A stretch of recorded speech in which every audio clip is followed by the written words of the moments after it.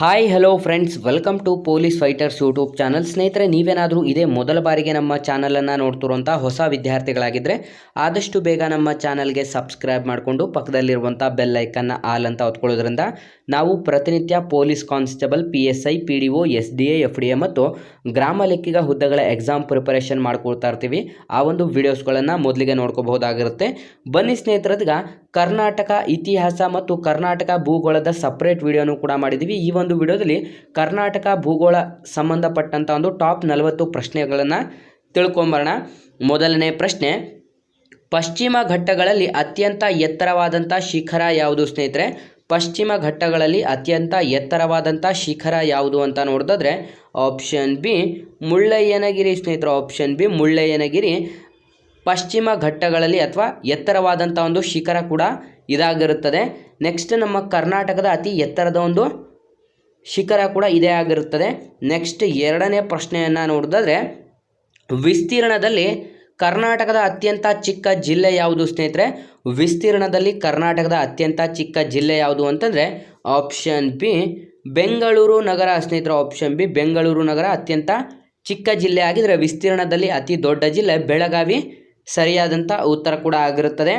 Next, ಮೂರನೇ ಪ್ರಶ್ನೆ, ಈ ಕೆಳಗಿನವುಗಳಲ್ಲಿ ಪಶ್ಚಿಮಕ್ಕೆ ಹರಿಯುವ ನದಿ ಯಾವುದು ಸ್ನೇಹಿತರೆ? ಈ ಕೆಳಗೆ ಕೊಟ್ಟಿರುವಂಥ ನದಿಗಳಲ್ಲಿ ಪಶ್ಚಿಮಕ್ಕೆ ಹರಿಯುವಂಥ ನದಿಗಳು ಯಾವುದು ಅಂತ ನೋಡಿದ್ರೆ ಆಪ್ಷನ್ ಎ ಶರಾವತಿ ನದಿ ಸ್ನೇಹಿತರೆ. ಆಪ್ಷನ್ ಎ ಶರಾವತಿ ನದಿ ಸರಿಯಾದಂಥ ಉತ್ತರವಾಗಿರುತ್ತದೆ. ನೆಕ್ಸ್ಟ್, ನಾಲ್ಕನೇ ಪ್ರಶ್ನೆ, ಕೃಷ್ಣ ರಾಜೇಂದ್ರ ಗಿರಿಧಾಮ ಎಂದು ಕರೆಯಲ್ಪಡುವಂಥ ಪ್ರಸಿದ್ಧ ಗಿರಿಧಾಮ ಯಾವುದು ಸ್ನೇಹಿತರೆ? ಕೃಷ್ಣ ರಾಜೇಂದ್ರ ಗಿರಿಧಾಮ ಎಂದು ಕರೆಯಲ್ಪಡುವಂಥ ಪ್ರಸಿದ್ಧ ಗಿರಿಧಾಮ ಯಾವುದು ಅಂತ ಪ್ರಶ್ನೆ ಆಗಿರುತ್ತೆ. ಸರಿಯಾದಂಥ ಉತ್ತರ ಆಪ್ಷನ್ ಡಿ ಕೆಮ್ಮನಗುಂಡಿ ಸ್ನೇಹಿತರು. ಆಪ್ಷನ್ ಡಿ ಕೆಮ್ಮನಗುಂಡಿ ಸರಿಯಾದಂಥ ಉತ್ತರ ಕೂಡ ಆಗಿರುತ್ತದೆ. ನೆಕ್ಸ್ಟ್, ಐದನೇ ಪ್ರಶ್ನೆ, ಅತ್ಯಂತ ಹೆಚ್ಚು ಮತ್ತು ಕಡಿಮೆ ಅರಣ್ಯ ಪ್ರದೇಶವನ್ನು ಹೊಂದಿರುವಂಥ ಕರ್ನಾಟಕದ ಜಿಲ್ಲೆಗಳು ಕ್ರಮವಾಗಿ ಅಂತ ಪ್ರಶ್ನೆ ಆಗಿರುತ್ತದೆ. ಸರಿಯಾದಂಥ ಉತ್ತರ ಆಪ್ಷನ್ ಎ ಉತ್ತರ ಕನ್ನಡ ಮತ್ತು ವಿಜಯಪುರ. ಆಪ್ಷನ್ ಎ ಉತ್ತರ ಕನ್ನಡ ಅತಿ ಹೆಚ್ಚು ಅರಣ್ಯ ಪ್ರದೇಶವನ್ನು ಹೊಂದಿದರೆ ಮತ್ತು ಅತಿ ಕಡಿಮೆ ವಿಜಯಪುರ. ಸರಿಯಾದಂಥ ಉತ್ತರ ಆಪ್ಷನ್ ಎ ಸರಿಯಾಗಿರುತ್ತದೆ. ನೆಕ್ಸ್ಟ್, ಆರನೇ ಪ್ರಶ್ನೆ, ಈ ಕೆಳಗಿನ ಯಾವ ವಿಭಾಗಕ್ಕೆ ಅದರ ಜಿಲ್ಲೆಯು ಸರಿಯಾಗಿ ಹೊಂದಾಣಿಕೆಯಾಗಿಲ್ಲ ಸ್ನೇಹಿತರೆ? ಈ ಕೆಳಗೆ ನೀಡಿರುವಂಥ ಒಂದು ವಿಭಾಗಕ್ಕೆ ಆ ಒಂದು ಜಿಲ್ಲೆ ಸರಿಯಾಗಿ ಹೊಂದಾಣಿಕೆಯಾಗಿಲ್ಲ ಯಾವುದು ಅಂತ ನೋಡಿದ್ರೆ ಸರಿಯಾದಂಥ ಉತ್ತರ ಆಪ್ಷನ್ ಬಿ ಬಳ್ಳಾರಿ ಮತ್ತು ಬೆಳಗಾವಿ ಸ್ನೇಹಿತರು. ಆಪ್ಷನ್ ಬಿ ಬಳ್ಳಾರಿ ಮತ್ತು ಬೆಳಗಾವಿ ತಪ್ಪಾಗಿರುತ್ತೆ. ನೆಕ್ಸ್ಟ್, ಏಳನೇ ಪ್ರಶ್ನೆ, ಈ ಕೆಳಗಿನವುಗಳಲ್ಲಿ ಸರಿಯಾಗಿ ಹೊಂದಾಣಿಕೆಯಾಗದ ಜೋಡಿಯನ್ನು ಗುರುತಿಸಿ ಅಂತ ಪ್ರಶ್ನೆ ಆಗಿದೆ ಸ್ನೇಹಿತರೆ. ಈ ಕೆಳಗಿನವುಗಳಲ್ಲಿ ನೀಡಲಾಗಿರುವಂಥ ಒಂದು ಸರಿಯಾಗಿ ಹೊಂದಾಣಿಕೆಯಾಗದೇ ಇರುವಂಥದ್ದು ಯಾವುದು ಅಂತ ಪ್ರಶ್ನೆ ಆಗಿದೆ. ಸರಿಯಾದಂಥ ಉತ್ತರ ಆಪ್ಷನ್ ಡಿ ಘಟಪ್ರಭಾ. ಇದು ಆನೆಬಿಡಾರ, ಇದು ತಪ್ಪಾಗಿರುತ್ತದೆ ಸ್ನೇಹಿತರೆ. ಹಾಗಾಗಿ ಆಪ್ಷನ್ ಡಿ ಇದು ತಪ್ಪಾದಂಥ ಉತ್ತರ ಆಗಿರುತ್ತೆ ಅಂತಂದರೆ ಸರಿಯಾಗಿರುತ್ತೆ ಈ ಒಂದು ಪ್ರಶ್ನೆಗೆ. ಆದಿಚುಂಚನಗಿರಿ ಇದು ನವಿಲುಧಾಮ ಆಗಿರುತ್ತೆ. ಅತ್ತಿವೇರಿ ಪಕ್ಷಿಧಾಮ ಆಗಿರುತ್ತೆ. ದಾರೋಜಿ ಕರಡಿಧಾಮ ಆಗಿರುತ್ತದೆ ಅಂತ ಇಲ್ಲಿ ನೀಡಲಾಗಿರುತ್ತದೆ. ನೆಕ್ಸ್ಟ್, ಎಂಟನೇ ಪ್ರಶ್ನೆ, ಕರ್ನಾಟಕದಲ್ಲಿ ತೋಳಗಳ ಅಭಯಾರಣ್ಯ ಎಲ್ಲಿದೆ ಸ್ನೇಹಿತರೆ? ಕರ್ನಾಟಕದಲ್ಲಿ ತೋಳಗಳ ಅಭಯಾರಣ್ಯ ಎಲ್ಲಿ ಕಾಣಬಹುದಾಗಿದೆ ಅಂತ ನೋಡಿದ್ರೆ ಆಪ್ಷನ್ ಎ ಮೇಲುಕೋಟೆ ಸ್ನೇಹಿತರೆ. ಆಪ್ಷನ್ ಎ ಮೇಲುಕೋಟೆ ಸರಿಯಾದಂಥ ಉತ್ತರವಾಗಿರುತ್ತದೆ. ನೆಕ್ಸ್ಟ್, ಒಂಬತ್ತನೇ ಪ್ರಶ್ನೆ, ರಾಷ್ಟ್ರೀಯ ಉದ್ಯಾನವನಗಳನ್ನು ಅವುಗಳ ಜಿಲ್ಲೆಗಳೊಂದಿಗೆ ಯಾವುದು ಸರಿಯಾಗಿ ಹೊಂದಾಣಿಕೆಯಾಗಿಲ್ಲ ಸ್ನೇಹಿತರೆ? ರಾಷ್ಟ್ರೀಯ ಉದ್ಯಾನವನಗಳನ್ನು ಅವುಗಳ ಜಿಲ್ಲೆಗಳೊಂದಿಗೆ ಸರಿಯಾಗಿ ಹೊಂದಾಣಿಕೆಯಾಗದಿರುವುದು ಯಾವುದು ಅಂತ ಪ್ರಶ್ನೆ ಕೂಡ ಆಗಿರುತ್ತದೆ. ಸರಿಯಾದಂಥ ಉತ್ತರ ಆಪ್ಷನ್ ಸಿ ಅಂಶಿ ದಕ್ಷಿಣ ಕನ್ನಡ ಸ್ನೇಹಿತರೆ. ಆಪ್ಷನ್ ಸಿ ಅಂಶಿ ಇದು ಉತ್ತರ ಕನ್ನಡಕ್ಕೆ ಸಂಬಂಧಪಟ್ಟಿರುವಂಥ ಒಂದು ರಾಷ್ಟ್ರೀಯ ಉದ್ಯಾನವನ ಆಗಿರುತ್ತೆ. ಅದರಲ್ಲಿ ದಕ್ಷಿಣ ಕನ್ನಡ ಅಂತ ನೀಡಲಾಗಿದೆ, ಇದು ತಪ್ಪಾಗಿರುತ್ತದೆ. ನೆಕ್ಸ್ಟ್, ಹತ್ತನೇ ಪ್ರಶ್ನೆ, ಕರ್ನಾಟಕದಲ್ಲಿ ಅತ್ಯಂತ ವಿಶಾಲವಾದಂಥ ರಾಷ್ಟ್ರೀಯ ಉದ್ಯಾನವನ ಯಾವುದು ಸ್ನೇಹಿತರೆ?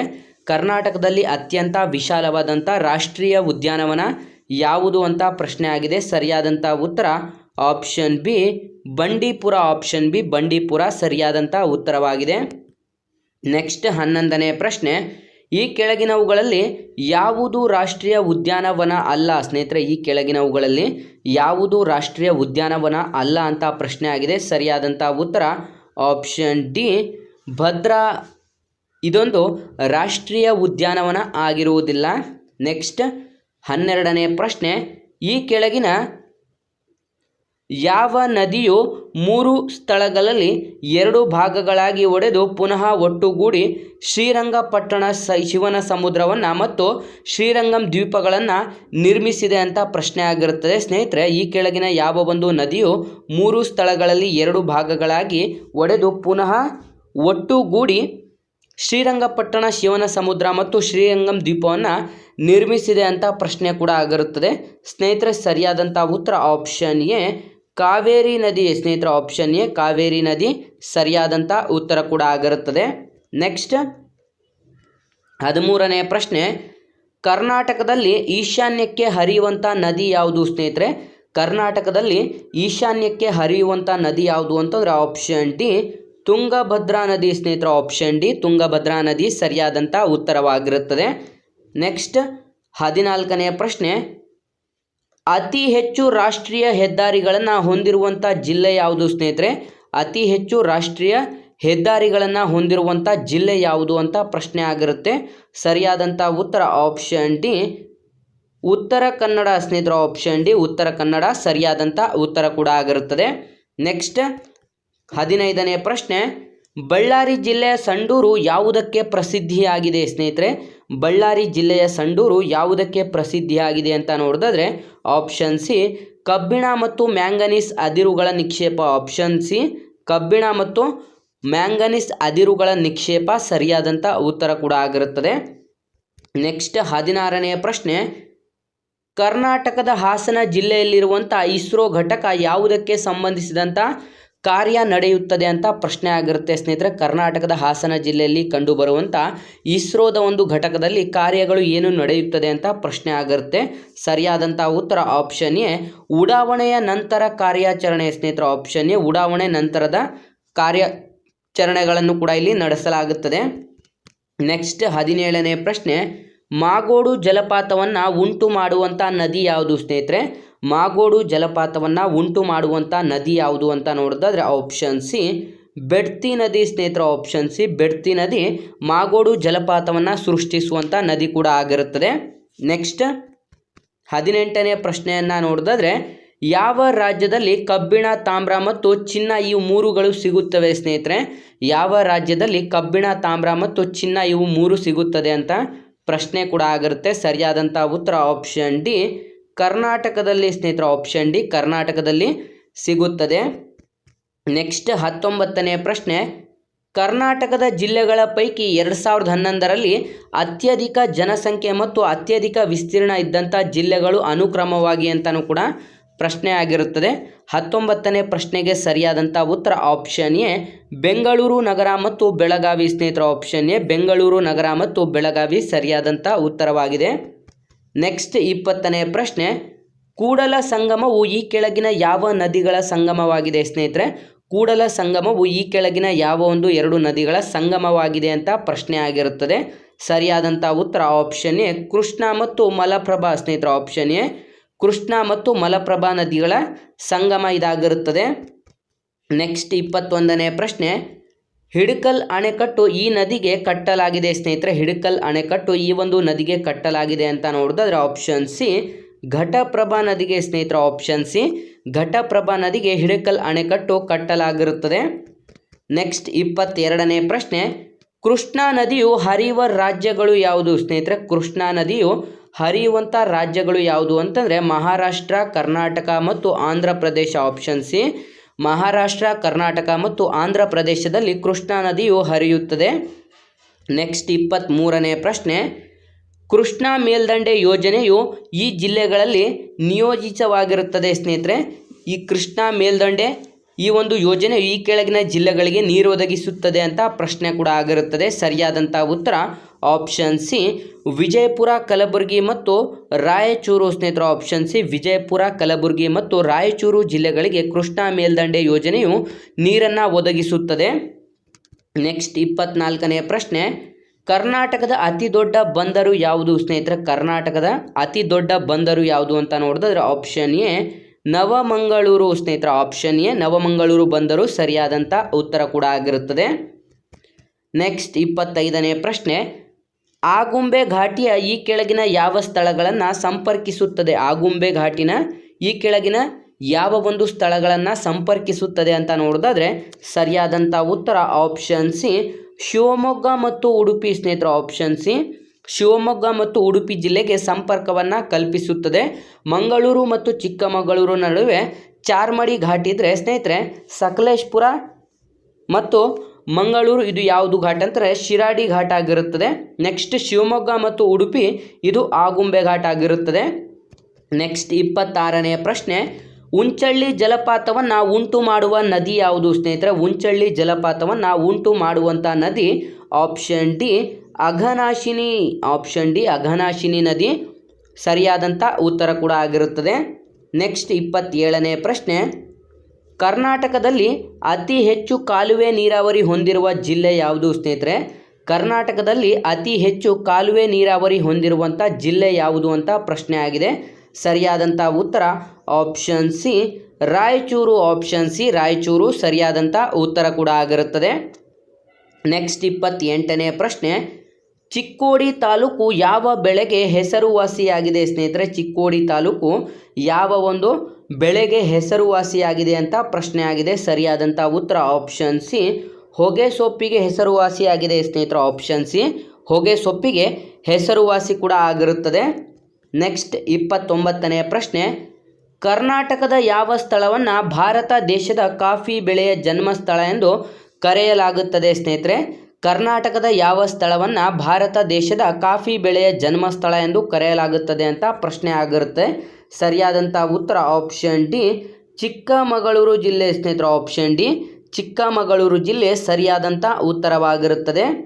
ನೆಕ್ಸ್ಟ್ 30ನೇ ಪ್ರಶ್ನೆ, ಕರ್ನಾಟಕದಲ್ಲಿ ಹೆಚ್ಚಾಗಿ ಜೋಳ ಬೆಳೆಯುವ ಜಿಲ್ಲೆಗಳು ಯಾವುದು ಸ್ನೇಹಿತರೆ? ಕರ್ನಾಟಕದಲ್ಲಿ ಹೆಚ್ಚಾಗಿ ಜೋಳ ಬೆಳೆಯುವಂಥ ಜಿಲ್ಲೆಗಳು ಯಾವುದು ಅಂತ ನೋಡಿದ್ರೆ ಆಪ್ಷನ್ ಎ ಕಲಬುರಗಿ, ಬೆಳಗಾವಿ ಮತ್ತು ವಿಜಯಪುರ ಸ್ನೇಹಿತರೆ. ಆಪ್ಷನ್ ಎ ಕಲಬುರಗಿ, ಬೆಳಗಾವಿ ಮತ್ತು ವಿಜಯಪುರ ಸರಿಯಾದಂಥ ಉತ್ತರವಾಗಿರುತ್ತದೆ. ನೆಕ್ಸ್ಟ್ 31ನೇ ಪ್ರಶ್ನೆ, ಯಾವುದೇ ರಾಷ್ಟ್ರೀಯ ಹೆದ್ದಾರಿಯನ್ನು ಅಥವಾ ಈ ಹೆದ್ದಾರಿಗಳು ಕರ್ನಾಟಕದ ಈ ಒಂದು ಜಿಲ್ಲೆಗಳಲ್ಲಿ ಹಾದು ಹೋಗಿಲ್ಲ ಸ್ನೇಹಿತರೆ. ಯಾವುದೇ ಒಂದು ರಾಷ್ಟ್ರೀಯ ಹೆದ್ದಾರಿಗಳು ಕರ್ನಾಟಕದ ಈ ಒಂದು ಜಿಲ್ಲೆಗಳಲ್ಲಿ ಹಾದು ಹೋಗಿಲ್ಲ ಅಂತ ಪ್ರಶ್ನೆ ಆಗಿರುತ್ತೆ. ಸರಿಯಾದಂಥ ಉತ್ತರ ಆಪ್ಷನ್ ಸಿ ಕೊಡಗು ಮತ್ತು ರಾಯಚೂರು ಸ್ನೇಹಿತರೆ. ಆಪ್ಷನ್ ಸಿ ಕೊಡಗು ಮತ್ತು ರಾಯಚೂರು ಜಿಲ್ಲೆಗಳನ್ನು ಹೊರತುಪಡಿಸಿ ಇನ್ನೆಲ್ಲ ಜಿಲ್ಲೆಯಲ್ಲಿ ರಾಷ್ಟ್ರೀಯ ಹೆದ್ದಾರಿಗಳು ಕೂಡ ಹಾದು ಹೋಗಿರುತ್ತದೆ. ನೆಕ್ಸ್ಟ್ 32ನೇ ಪ್ರಶ್ನೆ, ಕರ್ನಾಟಕದಲ್ಲಿ ಈ ರಾಷ್ಟ್ರೀಯ ಹೆದ್ದಾರಿಯು ಹಾದು ಹೋಗುವುದಿಲ್ಲ ಸ್ನೇಹಿತರೆ. ಕರ್ನಾಟಕದಲ್ಲಿ ಈ ಒಂದು ರಾಷ್ಟ್ರೀಯ ಹೆದ್ದಾರಿಯು ಹಾದು ಹೋಗುವುದಿಲ್ಲ ಅಂತ ಪ್ರಶ್ನೆ ಆಗಿದೆ. ಸರಿಯಾದಂಥ ಉತ್ತರ option A NH6. Option A NH6 ಸರಿಯಾದಂಥ ಉತ್ತರ ಕೂಡ ಆಗಿರುತ್ತದೆ. ನೆಕ್ಸ್ಟ್ 33ನೇ ಪ್ರಶ್ನೆ, ಕರ್ನಾಟಕದಲ್ಲಿ ಮೊದಲು ನಿರ್ಮಾಣಗೊಂಡಂಥ ರೈಲ್ವೆ ಮಾರ್ಗ ಯಾವುದು ಸ್ನೇಹಿತರೆ? ಕರ್ನಾಟಕದಲ್ಲಿ ಮೊದಲು ನಿರ್ಮಾಣಗೊಂಡಂಥ ರೈಲ್ವೆ ಮಾರ್ಗ ಯಾವುದು ಅಂತ ನೋಡಿದ್ರೆ option A Bengaluru Madras railway ಮಾರ್ಗ. Option A Bengaluru Madras railway ಮಾರ್ಗ ಸರಿಯಾದಂಥ ಉತ್ತರವಾಗಿರುತ್ತದೆ. ನೆಕ್ಸ್ಟ್ 34ನೇ ಪ್ರಶ್ನೆ, ಅತ್ಯಂತ ಕಡಿಮೆ ಉದ್ದದ ರಾಜ್ಯ ಹೆದ್ದಾರಿಯು ಈ ಜಿಲ್ಲೆಯಲ್ಲಿ ಹಾದು ಹೋಗಿದೆ ಸ್ನೇಹಿತರೆ. ಅತ್ಯಂತ ಕಡಿಮೆ ಉದ್ದದ ರಾಜ್ಯ ಹೆದ್ದಾರಿಯು ಈ ಒಂದು ಜಿಲ್ಲೆಯಲ್ಲಿ ಹಾದು ಹೋಗಿದೆ ಅಂತ ನೋಡಿದ್ರೆ ಆಪ್ಷನ್ ಎ ಬೆಂಗಳೂರಿನಲ್ಲಿ ಸ್ನೇಹಿತರೆ. ಆಪ್ಷನ್ ಎ ಬೆಂಗಳೂರು ಸರಿಯಾದಂಥ ಉತ್ತರವಾಗಿರುತ್ತದೆ. ನೆಕ್ಸ್ಟ್ 35ನೇ ಪ್ರಶ್ನೆ, ಕರ್ನಾಟಕದ ಕರಾವಳಿ ಉದ್ದಕ್ಕೂ ಹಾದು ಹೋಗಿರುವ ರೈಲ್ವೆ ಮಾರ್ಗ ಯಾವುದು ಸ್ನೇಹಿತರೆ? ಕರ್ನಾಟಕದ ಕರಾವಳಿ ಉದ್ದಕ್ಕೂ ಹಾದು ಹೋಗಿರುವಂಥ ಒಂದು ರೈಲ್ವೆ ಮಾರ್ಗ ಯಾವುದು ಅಂತ ನೋಡಿದ್ರೆ option C Konkan railway. Option C Konkan railway ಸರಿಯಾದಂಥ ಉತ್ತರವಾಗಿರುತ್ತದೆ. ನೆಕ್ಸ್ಟ್ 36ನೇ ಪ್ರಶ್ನೆ, ನೈಋತ್ಯ ರೈಲ್ವೆ ವಲಯದ ಕೇಂದ್ರ ಕಚೇರಿ ಇಲ್ಲಿದೆ ಸ್ನೇಹಿತರೆ. ನೈಋತ್ಯ ರೈಲ್ವೆ ವಲಯದ ಕೇಂದ್ರ ಕಚೇರಿ ಇಲ್ಲಿದೆ ಅಂತ ನೋಡಿದ್ರೆ ಸರಿಯಾದಂಥ ಉತ್ತರ option B Hubballi. Option B Hubballi ಸರಿಯಾದಂಥ ಉತ್ತರವಾಗಿರುತ್ತದೆ.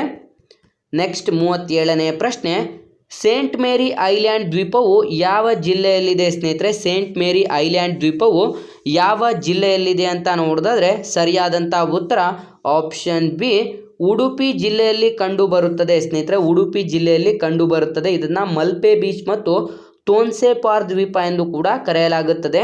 ಇದನ್ನು ಸೇಂಟ್ ಮೇರಿ ಐಲ್ಯಾಂಡ್ ಅಂತಲೂ ಕೂಡ ಕರೆಯಲಾಗುತ್ತದೆ ಅಥವಾ ಮಲ್ಪೆ ಬೀಚ್ ಅಂತಲೂ ಕೂಡ ಕರೆಯಲಾಗುತ್ತದೆ ಅಥವಾ ತೋನ್ಸೆಪಾರ್ ದ್ವೀಪ ಅಂತಲೂ ಕೂಡ ಕರೆಯಲಾಗುತ್ತದೆ. ನೆಕ್ಸ್ಟ್ 38ನೇ ಪ್ರಶ್ನೆ, ಗೌರಿಬಿದನೂರು ಪ್ರಸಿದ್ಧಿಗೆ ಬರಲು ಕಾರಣ ಏನು? ಗೌರಿಬಿದನೂರು ಪ್ರಸಿದ್ಧಿಗೆ ಬರಲು ಕಾರಣ ಏನು ಅಂತ ನೋಡೋದಾದರೆ ಆಪ್ಷನ್ ಸಿ ಸಿಸ್ಮೋಗ್ರಾಫಿ ಕಳವಳಿಕೆ. ಆಪ್ಷನ್ ಸಿ ಸಿಸ್ಮೋಗ್ರಾಫಿ ಕಳವಳಿಕೆ ಸರಿಯಾದಂಥ ಉತ್ತರವಾಗಿರುತ್ತದೆ.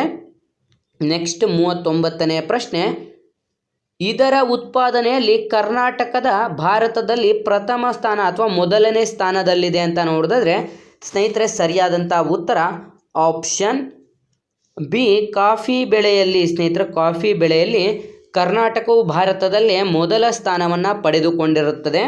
ನೆಕ್ಸ್ಟ್ 40ನೇ ಪ್ರಶ್ನೆಯನ್ನು ನೋಡಿದ್ರೆ ಕೃಷ್ಣಾ ನದಿಯ ಅತಿ ದೊಡ್ಡ ಉಪನದಿ ಯಾವುದು? ಸ್ನೇಹಿತರೆ ಕೃಷ್ಣಾ ನದಿಯ ಅತಿ ದೊಡ್ಡ ಉಪನದಿ ಯಾವುದು ಅಂತ ಯಾವುದೆಲ್ಲ ವಿದ್ಯಾರ್ಥಿಗಳು ವಿಡಿಯೋಸ್ನ ನೋಡ್ತಾ ಇದ್ದಾರೆ ಈ ಒಂದು ಪ್ರಶ್ನೆಗೆ ಸರಿಯಾದಂಥ ಉತ್ತರವನ್ನು ಕಮೆಂಟ್ ಮಾಡಿ ತಿಳಿಸ್ಬೇಕಾಗಿರುತ್ತೆ. ನಮ್ಮ ಹಿಂದಿನ ವಿಡಿಯೋದಲ್ಲಿ ಕೊನೆಯ ಪ್ರಶ್ನೆಗೆ ಸರಿಯಾದಂಥ ಉತ್ತರವನ್ನು ಕಮೆಂಟ್ ಮಾಡಿದಂಥ ಎಲ್ಲ ನಮ್ಮ ಚಾನಲ್ನ ಮೆಂಬರ್ಸ್ಗಳಿಗೂ ಕೂಡ ಧನ್ಯವಾದಗಳನ್ನು ತಿಳಿಸ್ತಾ, ನೀವೇನಾದರೂ ಇದೇ ಮೊದಲ ಬಾರಿಗೆ ನಮ್ಮ ಚಾನಲನ್ನು ನೋಡ್ತಾ ಇದ್ದರೆ ಆದಷ್ಟು ಚಾನಲ್ಗೆ ಸಬ್ಸ್ಕ್ರೈಬ್ ಮಾಡಿಕೊಂಡು police constable, PSI, PDO, SDA, FDA ಮತ್ತು ಗ್ರಾಮ ಲೆಕ್ಕಿಗ ಹುದ್ದೆಗಳ ಒಂದು ಎಕ್ಸಾಮ್ ಪ್ರಿಪರೇಷನನ್ನು ಕೂಡ ಮಾಡ್ಕೋಬಹುದಾಗಿರುತ್ತೆ. ಹಾಗಾಗಿ ನಮ್ಮ ಇವತ್ತಿನ ಈ ಒಂದು ಕ್ಲಾಸ್ ನಿಮಗೆ ತುಂಬ ಹೆಲ್ಪ್ಫುಲ್ ಆಗಿದೆ ಅಂತ ತಿಳ್ಕೊತಾ ಆದಷ್ಟು ವಿಡಿಯೋನ ಲೈಕ್ ಮಾಡಿ ಮತ್ತು ಈ ಒಂದು ಮಾಹಿತಿಯನ್ನು ನಿಮ್ಮ ಎಲ್ಲ ಸ್ನೇಹಿತರೊಂದಿಗೆ ಶೇರ್ ಮಾಡೋದ್ರ ಮೂಲಕ ಇನ್ನಿತರ ಹೆಚ್ಚಿನ ಕಲಿಕೆಗಾಗಿ ಹಿಂದೆ ನಮ್ಮ ಚಾನಲ್ಗೆ ಸಬ್ಸ್ಕ್ರೈಬ್ ಮಾಡ್ಕೊಳ್ಳಿ ಅಂತ ತಿಳಿಸ್ತಾ ಇದ್ದೀವಿ ಸ್ನೇಹಿತರೆ.